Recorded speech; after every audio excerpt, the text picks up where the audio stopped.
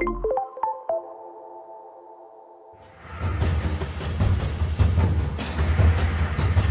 यूनिलाइट complex है, दुनिया में मोनोरेल परिवहन का सबसे किफायती और कॉम्पैक्ट विकल्प। इस परियोजना को लागू करने के लिए इंजीनियरों को उन तकनीकों और उपकरणों का निर्माण करना पड़ा जो पहले मौजूद नहीं थे। जब मैंने पहली बार यह घोषणा की कि मैं हमारे पहले वाणिज्यिक परियोजना को कंस्ट्रक्शन पार्क में बनाऊंगा, जो कि कार, रेलवे या यहाँ तक कि केबलवे से सस्ता होगा, मुझे बताया गया था कि यह असंभव है, ये अवास्तविक है। यूनिलाइट कंपनी यूनिट्स की स्ट्रिंग टेक्नोलॉजीज का पहला वाणिज्यिक परियोजना है। परिवहन इंफ्रास्ट्रक्चरल कॉम्प्लेक्स यूनिलाइट। एको पार्क एक्वारेल। झीलों की अंतहीन श्रृंखला, हरे भरे किनारे और अपरिवर्तित जंगल से ढके हुए, अतुलनीय शांति और संतोष जिसके लिए विभिन्न देशों के आगंतुक यहां आते हैं। क्षेत्रों की विशिष्टता और इको पार्क की बढ़ती लोकप्रियता उसके स्वामी को प्रेरित किया कि वह आगंतुकों के परिवहन के लिए एक ऊंची राह के निर्माण के बारे में सोचें।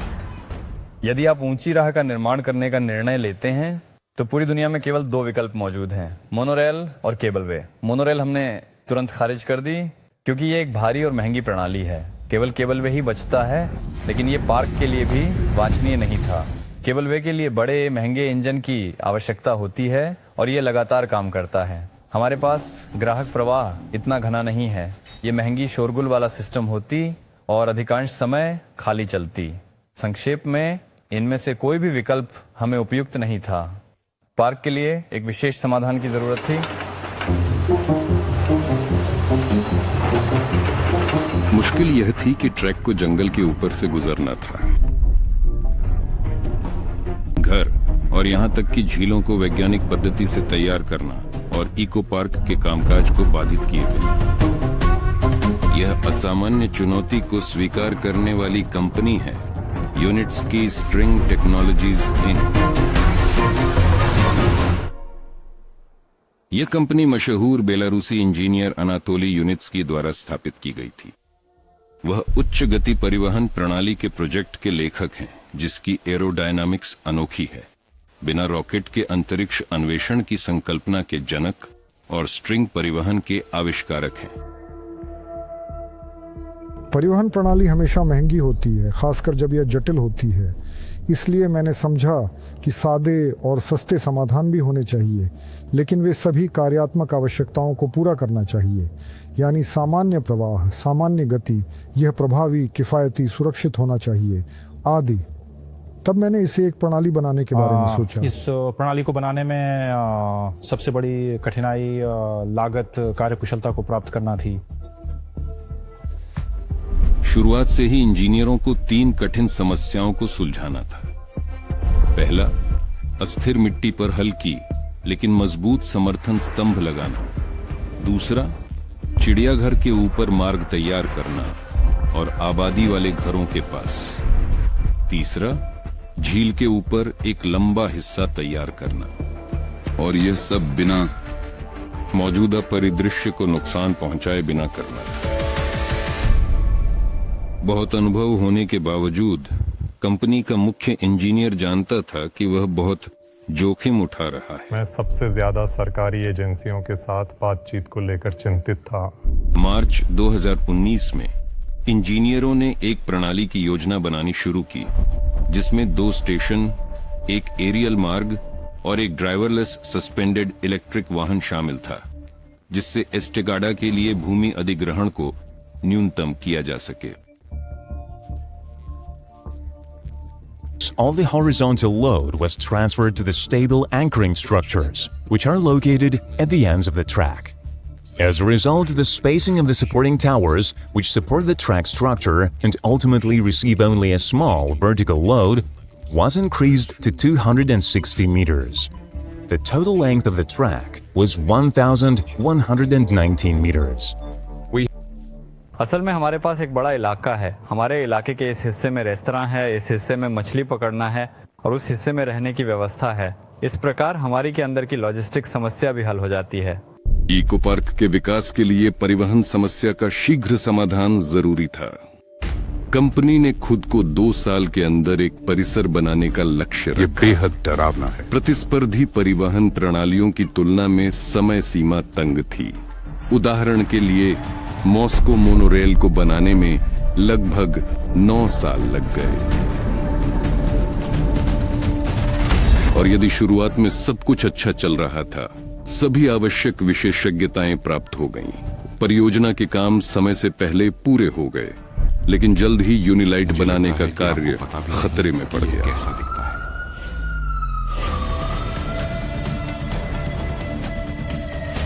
कोविड-19 महामारी ने पार्ट्स की सप्लाई चेन को बाधित कर दिया। यूरोप में कई सप्लायर्स जो यूनिलाइट रेल स्ट्रिंग और इलेक्ट्रिक व्हीकल के पार्ट्स बनाते थे, उन्हें अपना उत्पादन रोकना पड़ा और कुछ तो लॉकडाउन के कारण दिवालिया हो गए।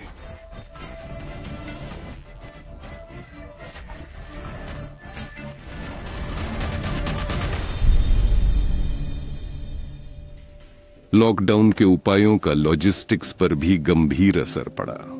सप्लाई में रुकावटें आईं।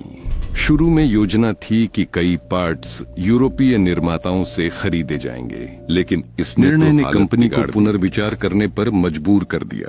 समाधान और अन्य देशों में समकक्ष खोजें, और अगर यह असंभव हो तो खुद का विकसित करें। ओनेवरपास को अंतरिक्ष में निश्चित बिंदुओं से गुजरना चाहिए। ऊंचाई और स्तंभों के स्थान की सही गणना करने के लिए पूरे मार्ग का 3D मॉडल बनाना पड़ा। संरचना को जलजमाव वाले क्षेत्र में कमजोर मिट्टी के साथ बनाया जा रहा था, मतलब कि स्तंभ आसानी से खिसक सकते थे और सभी इंजीनियरों की गणनाओं को गड़बड़ कर सकते थे। इसलिए प्रत्येक स्तंभ के नीचे अलग से नींव बनाने का निर्णय लिया गया।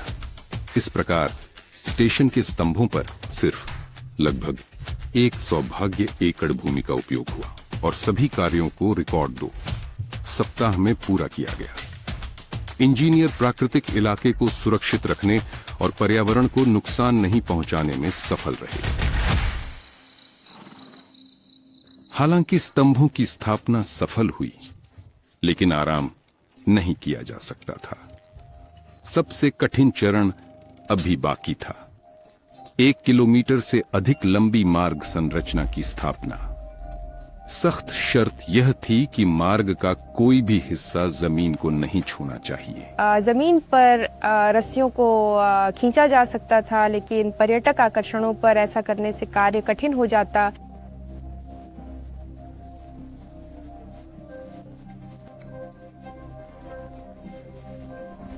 निर्माणकर्ताओं को कई मंजिलों की ऊंचाई पर काम करना पड़ा, मजबूत स्टील स्ट्रिंग वाले रेल को माउंट करने के लिए। इससे संरचना को आवश्यक मजबूती और स्थिरता मिलती है।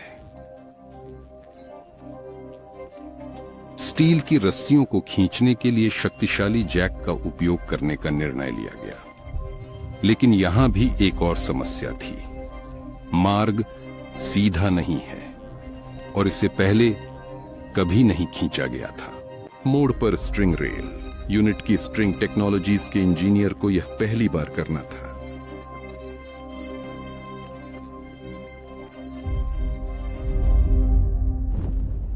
इस जटिल समस्या को हल करने के लिए इंजीनियरों ने एक अनोखा मोड़ वाला स्तंभ डिजाइन किया था। पहले सभी कहते थे आप इसे कैसे मोड़ेंगे, यह असंभव है। अब देखिए ये मोड़ है, ये और भी आसान हो गया। इसकी संरचना ने मध्यवर्ती स्तंभ की कॉम्पैक्टनेस और एंकर की उच्च लोड वहन क्षमता को संतुलित किया। यूनिलाइट कॉम्प्लेक्स का मार्ग यूएसटी द्वारा बनाई गई सभी मार्गों में सबसे हल्का है, इसलिए इसके लिए विशेष यूनिमोबाइल मॉडल की आवश्यकता नहीं थी। इतना ही नहीं, इसके द्वारा केवल यात्रियों को ही नहीं, सामान को भी ले जाया जाना था। मार्ग के वजन प्रतिबंधों को देखते हुए एक अल्ट्रालाइट तेज गति वाला ड्रोन इलेक्ट्रोमोबाइल विकसित करना आवश्यक था। उदाहरण के लिए यदि किसी कारण से वाहन का वजन अधिक होता या रेल का वजन अधिक होता तो संरचना को अधिक तनाव सहना पड़ता। यह एंकर स्तंभों के निर्माण की लागत और खर्चों को बढ़ा देता। यूएसटी के अपने परीक्षण केंद्र में कई परीक्षणों के बाद इंजीनियरों ने दर्जनों कंपोजिट सामग्री और मिश्र धातुओं का परीक्षण किया। परिणाम स्वरूप यूनिलाइट को एक हल्की लेकिन मजबूत एल्यूमिनियम संरचना और गैर दहनशील पॉलीकार्बोनेट कवरिंग मिली। यूनिमोबाइल की स्थिरता और पथ पर लोड को कम करने के लिए एक स्वतंत्र सस्पेंशन विकसित किया गया था जिसमें 8x8 व्हील फॉर्मूला था। हमने धातु के पहियों का उपयोग किया जिनमें शोर को कम करने के लिए पॉलीमर डालने थे। ट्रांसपोर्ट कॉम्प्लेक्स में 65 dB निर्धारित किए गए थे। हम 64 dB हासिल करने में सफल हुए। अगर मोनोरेल से तुलना करें तो ये 75-85 डेसिबल इसलिए मावश्यस हमारे मापदंड इससे 100 गुना कम है। ये किसी कमरे में बात करने के समान है जैसे मैं अभी बात कर रहा हूँ। ये लगभग 68 डेसिबल है और ऐसे होगा यहाँ 65 डेसिबल। मतलब वास्तव में गाड़ी बहुत ही चुपचाप चलती है। परिणाम प्रभावी निकला। अधिकतम गति जो यूनिलाइट हासिल कर सकता है 80 किलोमीटर प्रति घंटा है और यह सेटअप एक दिन में 10,000 यात्रियों को परिवहन कर सकता है या 1000 टन वजन। कल्पना कीजिए इतने यात्रियों को ले जाने के लिए 100 बस की जरूरत पड़ेगी।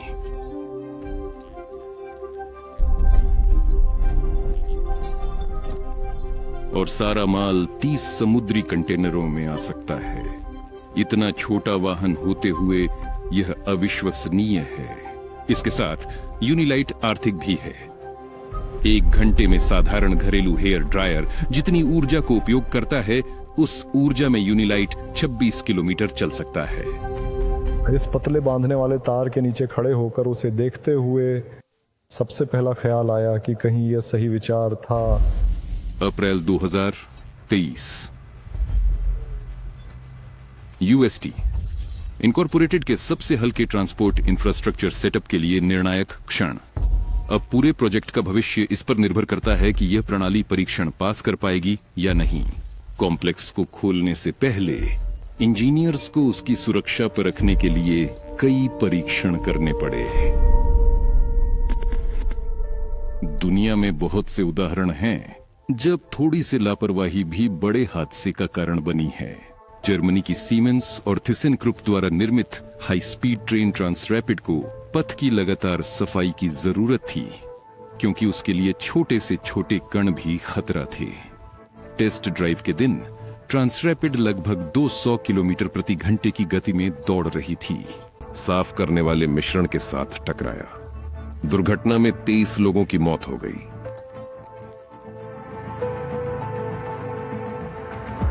यूनिलाइट की अधिकतम भार और अधिकतम गति के साथ परीक्षण यात्रा यह अब तक किए गए परीक्षणों में सबसे जोखिम भरा था। इंजन चालू हो रहा है। इंजीनियर इसके मापदंडों पर ध्यान से नजर रख रहे हैं। लेकिन चूंकि इससे पहले किसी ने ऐसा नहीं किया था, हमें चिंता थी कि यह काम नहीं करेगा। अब काम शुरू होने के 6 महीने बाद दुनिया के पहले वाणिज्यिक स्ट्रिंग ट्रांसपोर्ट के निर्माता यह समझ सकेंगे कि उनके गणना कितनी सही है। और अगर वे गलत हैं तो कुछ भी हो सकता है। खंभे से टकराना, पटरी से उतरना या आग लगना। यूनिलाइट में लगभग आधा टन धातु के प्लास्टिक्स लोड किए गए थे और रेल के विद्युत इस्पात पहिए अधिकतम गति पर यात्रा शुरू कर रहा है।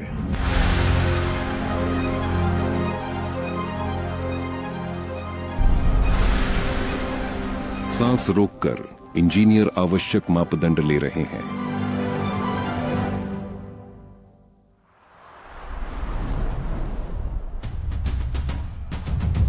अनुमानित मान हासिल कर लिए गए हैं और यह टीम की जीत है। सिर्फ 3 साल में एक हल्का और किफायती परिवहन कॉम्प्लेक्स डिजाइन, निर्माण और परीक्षण किया गया था जो 50 से अधिक वर्षों तक सेवा करेगा। हर बाधा के बावजूद परियोजना समय पर पूरी हुई। टीम ने एक बहुत ही भरोसेमंद हल्की मशीन बनाई है जो कि एक सुरक्षा प्रणाली है।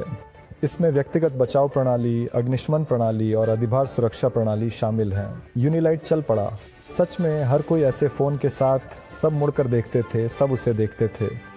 गर्व महसूस होता था कि यह परियोजना हमने पूरी की है। दूर से रेलें बिल्कुल भी नहीं दिखती और गाड़ी बस हवा में चल रही है। ये तो वाकई दिलचस्प है। किसी ने भी ऐसा कुछ नहीं किया है। अक्वारेल इको पार्क की गर्व और पहचान और क्षेत्र की मुख्य आकर्षणों में से एक।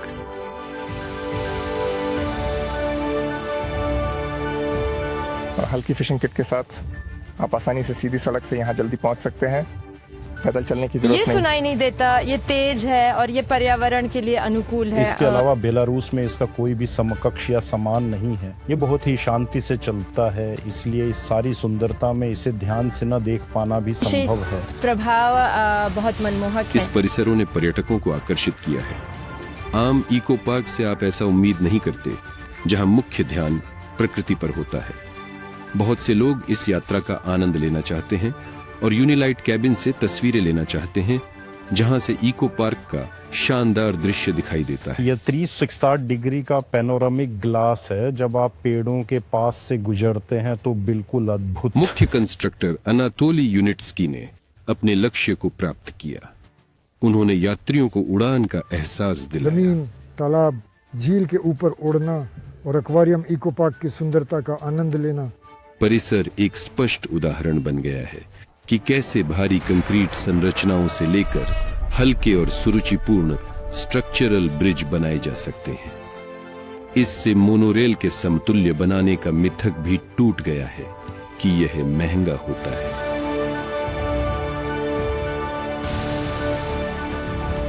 यूनिलाइट यूनिट्स की स्ट्रिंग टेक्नोलॉजीज का पहला व्यावसायिक प्रोजेक्ट, जिसे इको पार्क एक्वारेल के आदेश पर पूरा किया गया, अब तक बनाए गए सभी में सबसे हल्का और किफायती।